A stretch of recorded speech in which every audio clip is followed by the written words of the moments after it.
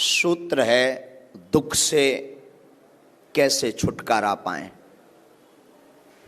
बहुत लोगों का प्रश्न रहता है। बहुत लोग आते हैं, महाराज हम बड़े दुखी हैं, छुटकारा पाना चाहते हैं। कई लोग तो हद कर देते हैं।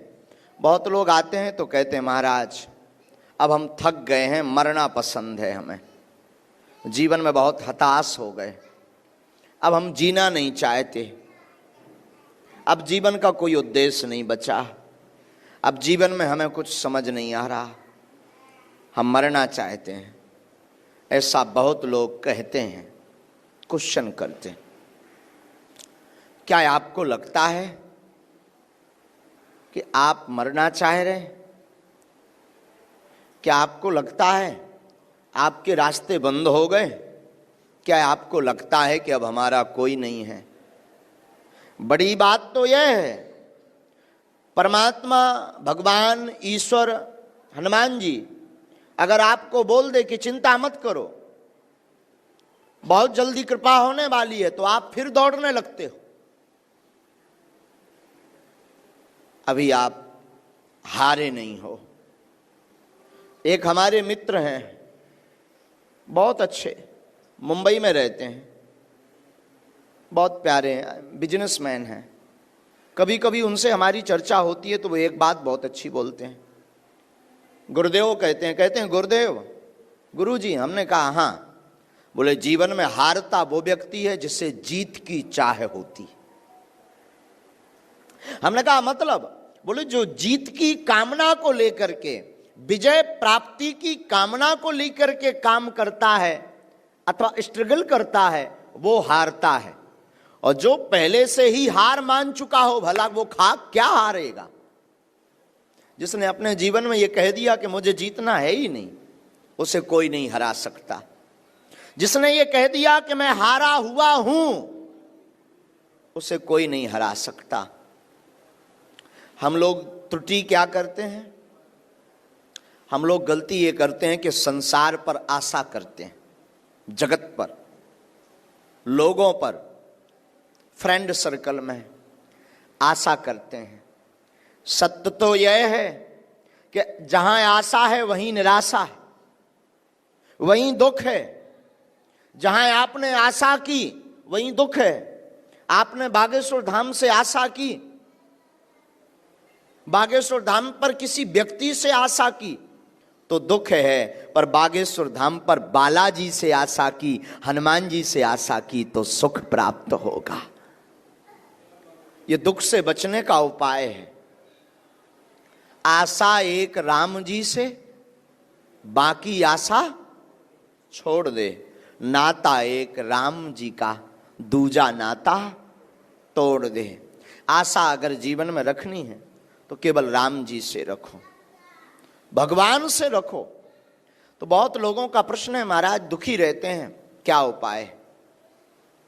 बढ़िया उपाय तो यही है कि सुखी होने के लिए मत घूमो, प्रसन्न होने के लिए मत घूमो।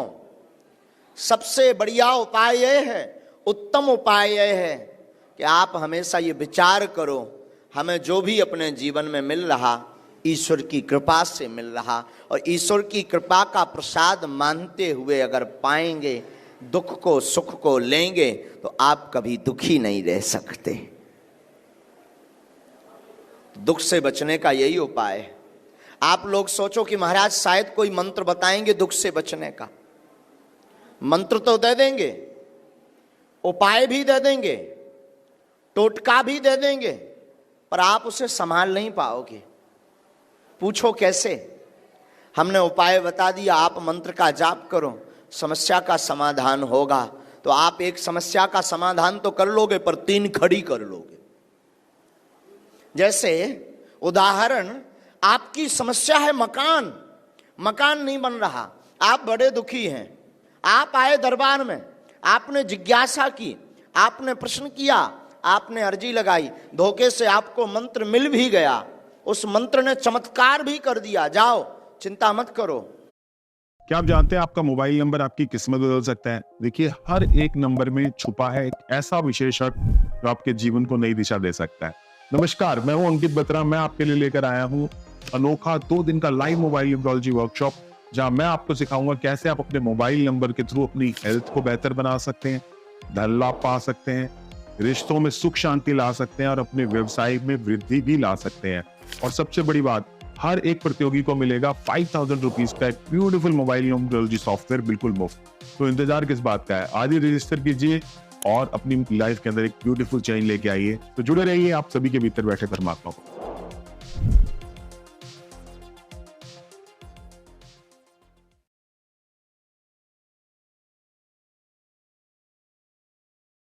दोस्तों 300 से भी ज्यादा कंपनीज को मैं ट्रेनिंग दे चुका हूं और आज 2024 में जहां जाओ वहां एचआर बोलता है। आपने मंत्र प्राप्त करते ही मंत्र का जप प्रारंभ कर दिया, लेकिन मकान बन गया, परंतु आपने 3 समस्याएं खड़ी कर ली। अब मकान का मेंटेनेंस कैसे चलेगा, मकान में एसी कैसे लगेगी, मकान के बाहर बड़ी बड़ी महंगी महंगी कारें कैसे आ पाएंगी। ये 3 समस्याएं आपने खड़ी कर ली। धोखे से वो मंत्र आपने और प्रयोग किया, आपका बिजनेस चलने लगा, मकान का में एसी भी लग गया, मकान के बाहर बड़ी बड़ी महंगी महंगी कारें भी खड़ी हो गई, लेकिन तब तक बींडनी नहीं आई, ब्याह नहीं हुआ, शादी नहीं हो रही। तब और परेशान, तब और झंझट में फंसे। फिर एक और टेंशन आ गई, अब शादी हो जानी चाहिए। शायद शादी भी हो गई तो फिर बच्चे, अब बच्चे नहीं हो रहे, अधूरे कच्चे क्या करेंगे। तो फिर एक और टेंशन। तो प्रतिदिन आपकी समस्या चलती रहेगी, दुख आपका अनवरत चलता रहेगा।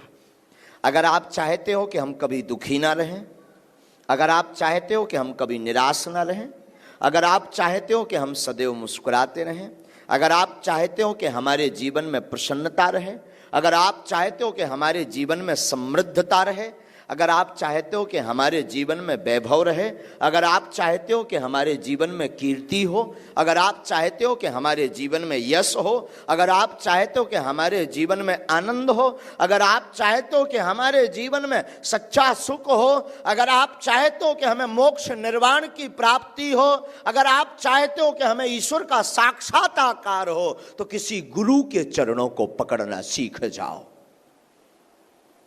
किसी महापुरुष के चरणों को पकड़ना प्रारंभ करो, किसी संत सिद्ध पुरुष के चरणों को पकड़ना प्रारंभ करो।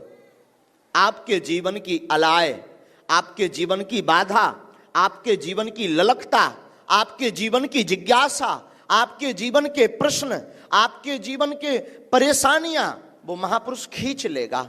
शायद कल रात को हम एक बात बता रहे थे, एक शब्द है, बहुप्रचलित शब्द, जिसका नाम है छत्र और छाया। सुना है? छत्र छाया। सब लोग कहते हैं ना, भगवान की छत्र छाया बनी रहे, गुरुजी की मेहर बनी रहे, बालाजी की छत्र छाया बनी रहे, संतों की छत्र छाया बनी रहे, ऐसा बोलते हैं ना। ये शब्द का अर्थ है, जानते हैं? छत्र माने होता छाता, अंग्रेजी में जैसे कहते हैं अम्ब्रेला, छाता। छाता क्या करता है? बारिश होती है तो छाता बारिश को अपने ऊपर ओढ़ लेता, बारिश की बूंदों को आपके सिर पर, शरीर पर नहीं आने देता। उसी प्रकार आपके जीवन में किसी गुरु, किसी संत, किसी महापुरुष का छत्र बरद हस्त अगर हो जाए तो संकटों की बारिश आपके जीवन में कुछ नहीं बिगाड़ सकती, कष्ट आपका कुछ भी नहीं बिगाड़ सकते, पीड़ा आपका कुछ भी नहीं बिगाड़ सकती, रोग आपका कुछ भी नहीं बिगाड़ सकते, परेशानी आपका कुछ भी नहीं बिगाड़ सकती। लेकिन ध्यान रखना, एक ही साध हैं सब सद हैं, सब साध हैं सब जाहें।